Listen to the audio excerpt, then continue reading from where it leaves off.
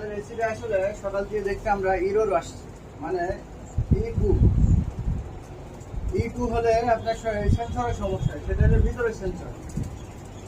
Sensor হলো দুইটা, একটা হলো কুলিং সেন্সর, একটা হলো যে রুম সেন্সর। আমাদের রুম সেন্সরটা ঠিক আছে, এখন কুলিংটা সমস্যা, যে কুলিং দিক দেখান আলার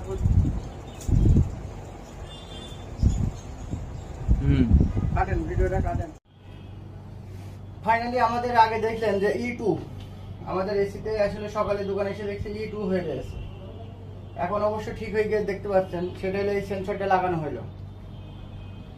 এই সেন্সরটা লাগানো হলো, এই সেন্সরটার দাম মাত্র 80 টাকা। আসলে দামটা বলা ঠিক আছে না, তারপরেও মিস্ত্রি নিয়ে আসলে আপনাদের নিম্নে 500-700-1000 টাকা বিল করবে। তবে এই সেন্সরটার সমস্যা এটা, ঠিক আছে। এই যে ই2 যদি আপনাদের এসিতে হঠাৎ করে ই2 লেখা ওঠে, তাহলে অবশ্যই এটা চেঞ্জ করবেন ইনশাআল্লাহ। এখন দেখেন স্বাভাবিক আছে এবং ঠান্ডা আছে। এটা ফ্যান দিয়ে গেছিল।